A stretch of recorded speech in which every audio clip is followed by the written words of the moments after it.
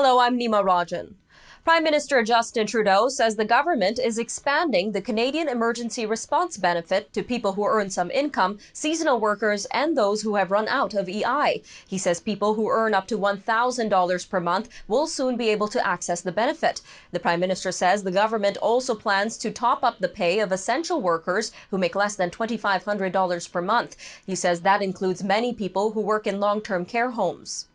Now, both the Liberals and the opposition Conservatives agree with the principle of parliamentary accountability.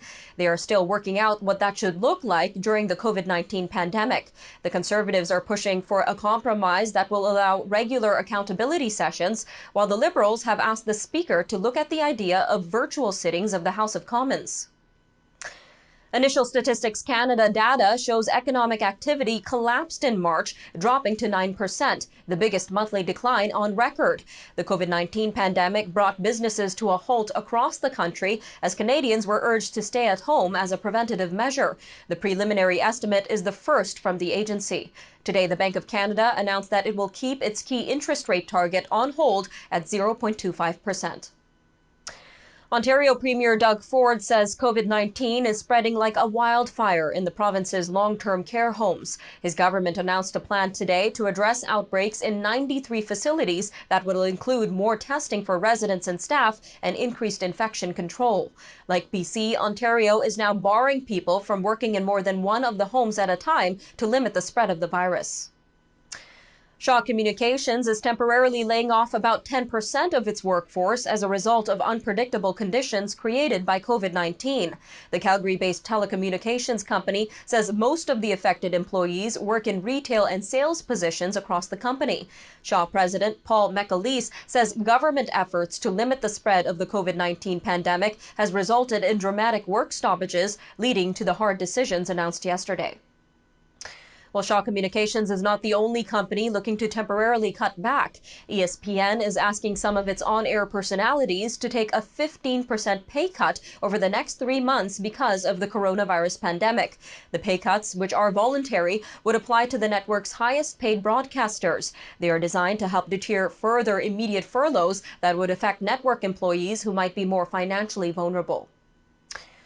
In the United States, President Donald Trump's decision to cut off payments to the World Health Organization over the COVID-19 pandemic is getting criticism from the health community. The head of the American Medical Associations says what is needed now is international cooperation, science, and data. Yesterday, President Trump accused the WHO of failing to do enough to stop COVID-19 from spreading after it first emerged in China. Meanwhile, the U.S. ambassador to China says he doesn't believe Beijing is deliberately blocking exports of personal protective equipment and medical supplies. Terry Branstad adds that a U.S.-bound shipment of 1,200 tons of such products could not have been possible without Chinese support. Mr. Branstad also told a small group of reporters that the U.S. has concerns about how China initially handled the COVID-19 outbreak, but those concerns should be addressed after the worldwide pandemic has been brought under control. Oil prices fell this morning after the International Energy Agency predicted global demand for oil will fall by a record 9.3 million barrels this year. That's equivalent to a decade's worth of growth. The price of crude has fallen about 60% since the start of the year due to a price war between Saudi Arabia and Russia and the economic devastation caused by COVID-19. Well, with some countries already lifting lockdown measures, the EU Commission is unveiling a roadmap that plans for an easing of lockdowns over a number of months. They are calling for the spread of the disease to be checked and hospital capacities boosted across the 27-country union. Once that has been done, reopening businesses could be phased in depending on economic importance. In the UK, the British government is promising to test thousands of nursing home residents and staff for the new coronavirus as it faces criticism for failing to count care home deaths in its tally of victims. The government says it will begin to routinely test care workers and will also test any residents who show symptoms. Currently, only the first 5 symptomatic residents of a home are tested to determine whether there is an outbreak.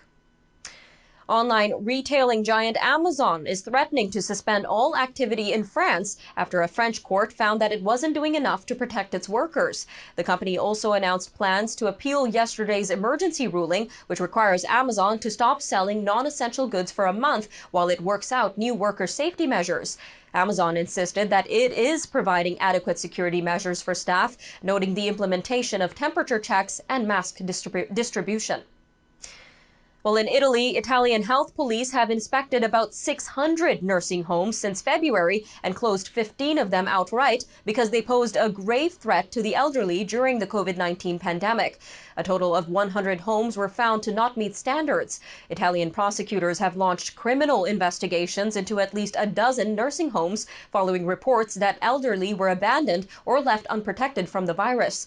In the biggest case, staff at a 1,000-bed facility in Milan complained that managers wouldn't let doctors and nurses wear protective masks for fear of alarming residents. Well, at least 33 of Africa's 54 countries have lockdowns or partial shutdowns in place because of the coronavirus. The UN's World Food Program, the World Bank, and others are warning that there could be a severe food crisis as Africa is already struggling to feed its 1.3 billion people. Nearly 250 million people don't have enough food because of floods, drought, plagues of locusts, armed conflicts, and government failures. Now, Africa's poor are being hit by the COVID-19 pandemic. Well, Shania Twain, Lady Antebellum, and Luke Combs are among the headliners set to perform from their homes for a 5-night broadcast event next week in support of Canada's COVID-19 relief efforts. ET Canada, in partnership with the Canadian Country Music Association and the CCMA Foundation, will present Canada Together in concert. All proceeds raised will be donated equally between Food Banks Canada and the Unison Benevolent Fund to support Canadians during the pandemic. Spotify will also match every dollar, up to $10 million globally, provided to the Unison Benevolent Fund through their Spotify Music Relief Project. Well, that'll do it for today's news update. I'm Nima Rajan. Thank you for joining us, and I'll see you next time.